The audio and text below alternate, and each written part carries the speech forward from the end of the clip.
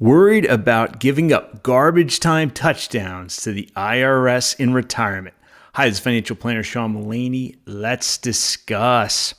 So, a lot of folks out there worry about the widow's tax trap, and oh my goodness, isn't taxation going to be awful, awful, awful when you're a widow and now you're on those single tax brackets and your income doesn't go down that much, if at all, maybe a little bit.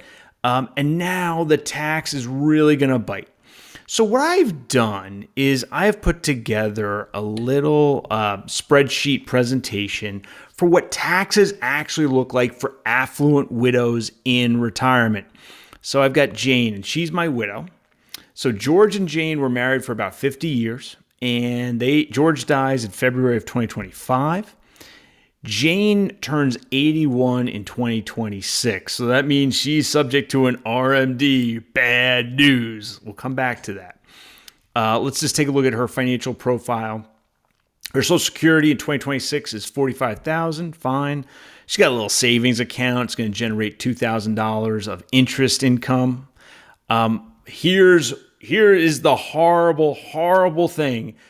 $3.68 million in a traditional IRA. Oh my goodness.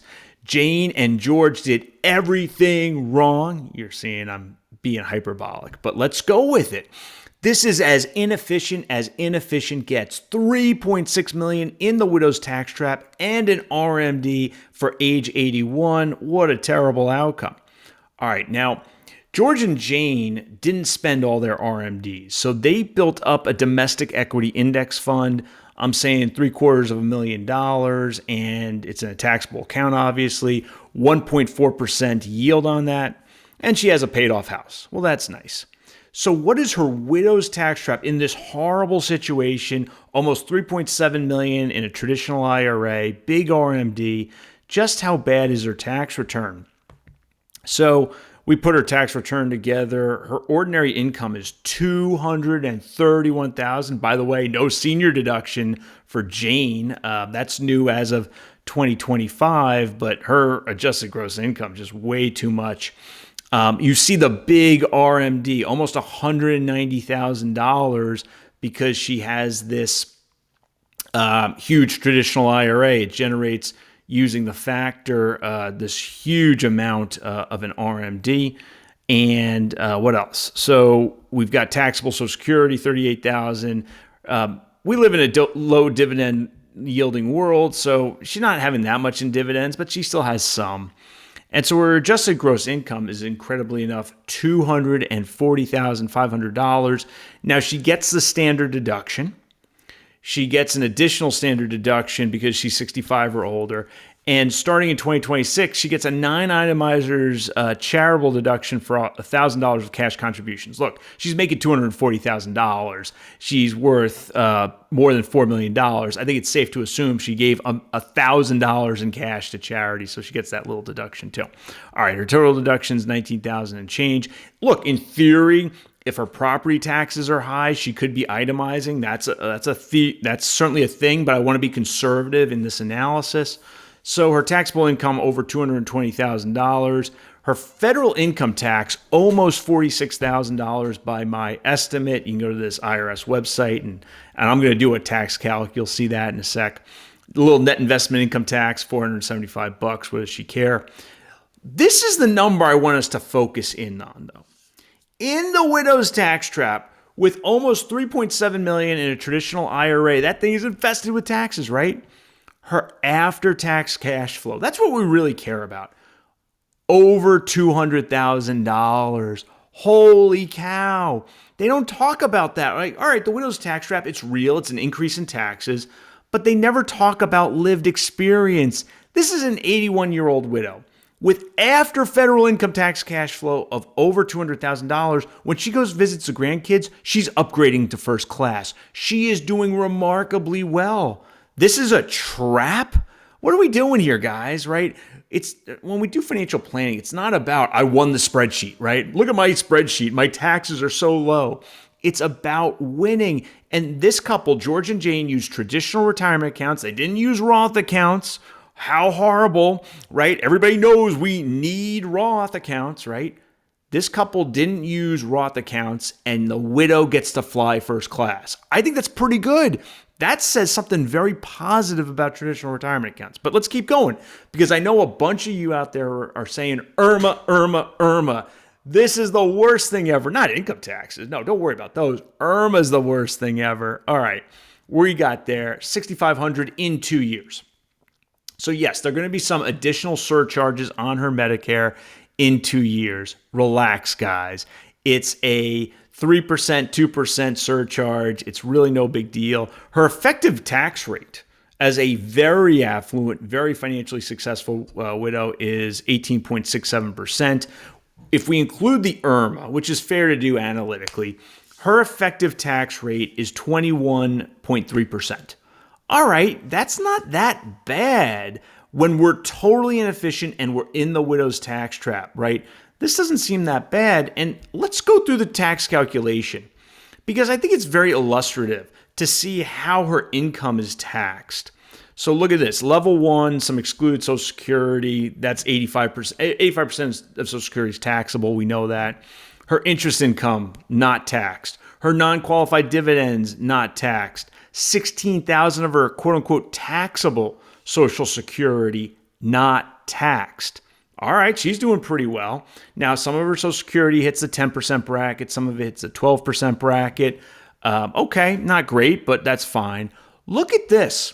The RMD, 28,000 of it is taxed in the 12% bracket. It's very safe to assume that George and Jane during their working careers deducted into 401ks at a 24% rate or above. So in the widow's tax trap, they're still getting 12, essentially 2-to-1 alpha on deducted 24% or more, and then include back into income at 12%. Now, yes, a lot of it, we got this $55,000 is going to be taxed in the 22% bracket in the widow's tax trap. Still winning 2 cents on the dollar. Okay, that's fine.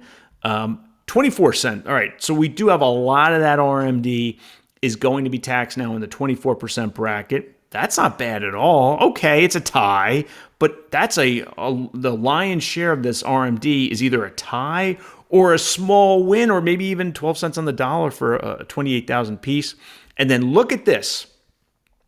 Of our feared RMD, about 6% of it, $10,000, is taxed in the 32% bracket. By the way, it's not impossible. They may have deducted at 32 cents on the dollar into the 401k, but let's assume it was at 24 cents on the dollar. The widow's tax trap here boils down to some taxes on a little bit of taxes on dividends. You'll see that's not much at all, $1,400. Some IRMA, pushing up some Social Security into the low brackets. And look at this garbage time touchdown, right? Essentially we have this huge arc of tax cuts, tax reductions through the deductions, deferral, and then in the widow's tax trap, 6 cents on the dollar is subject to a highly inefficient or somewhat inefficient 8 cents on the dollar inefficiency, 32% rate. This is a garbage time touchdown. And notice it has no impact on her lived experience. All right, so the IRS scores this garbage time touchdown, and Jane, as a widow, is still flying first class and still has after-tax cash flow over $200,000. Why are we so worried about this widow's tax trap? Wouldn't most Americans gladly sign up for this financial outcome? All right, so some implications here. Look, I'm not here to say it's a terrible thing to have money in a Roth account. Far from it. But come on, guys. Sometimes we oversell the benefits. And the first big implication is retirees are lightly taxed. Our retiree who's so affluent, over $4 million in wealth, over 3.68 of it in the worst kind of account, traditional IRA, and her overall effective rate, including her IRMA, is less than 22%.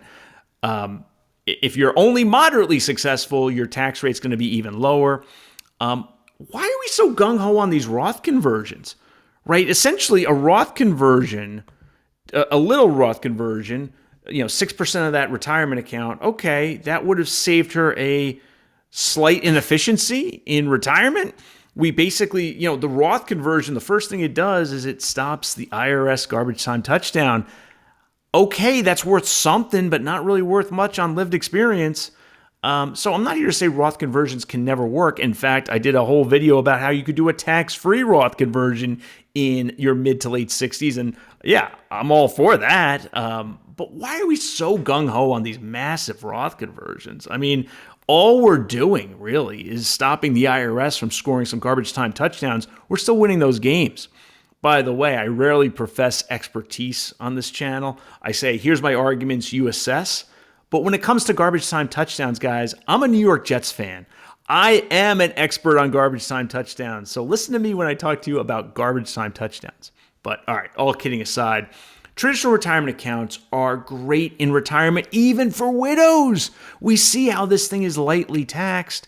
And yeah, the IRS might score garbage time touchdowns. But if traditional retirement accounts are building up our wealth, that's a pretty good outcome.